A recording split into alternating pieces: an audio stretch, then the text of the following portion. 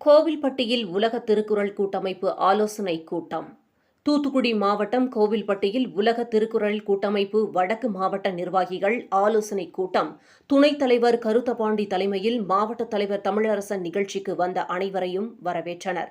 இந்த கூட்டத்தில் சிறப்பு அழைப்பாளராக கலந்து கொண்ட உலக திருக்குறள் கூட்டமைப்பு தலைவர் ஞானமூர்த்தி கலந்து கொண்டு பேசுகையில், அனைத்து மாவட்டங்களிலும் மாவட்ட பொறுப்பாளர்கள் உலக திருக்குறள் கூட்டமைப்பை வலுப்படுத்த புரவலர்களை சேர்க்க வேண்டும் என பேசி திருவள்ளுவரின் கருத்துக்களை எடுத்துரைத்து சிறப்புரையாற்றினார். ஆனால் நம்முடைய உலக திருக்குறள் கூட்டமைப்பானது தமிழ்நாட்டிலே இருந்து வெளிநாடுகளுக்கு செல்லக்கூடிய ஒரு பெரிய அமைப்பாக இதை கொண்டு செல்கிறோம். அதுதான் இதனுடைய முயற்சி. திருவள்ளுவருடைய அந்த குறளானது இன்றைக்கு உலக நாடுகள் பூரா போயிட்டு இருக்கு.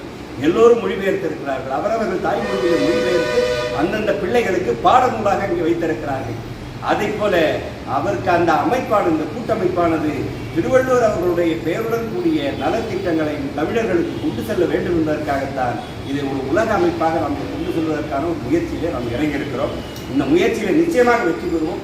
அதற்கான இளைஞர்களை நாம் தயார்படுத்தி கொண்டிருக்கிறோம். அப்படிப்பட்ட அறிவார்ந்த சிந்தனையாளர்கள், மிகப்பெரும் அறிஞர்கள், இவர்களெல்லாம் இதற்கு நமக்கு உறுதுணையாக இன்றைக்கு தமிழகம் முழுவதும் வந்து கொண்டிருக்கிறார்கள். மற்ற மாநிலங்களின் நாடுகளில் இருந்தெல்லாம் நமக்கு ஒத்துழைப்பு செய்து கொண்டிருக்கிறார்கள்.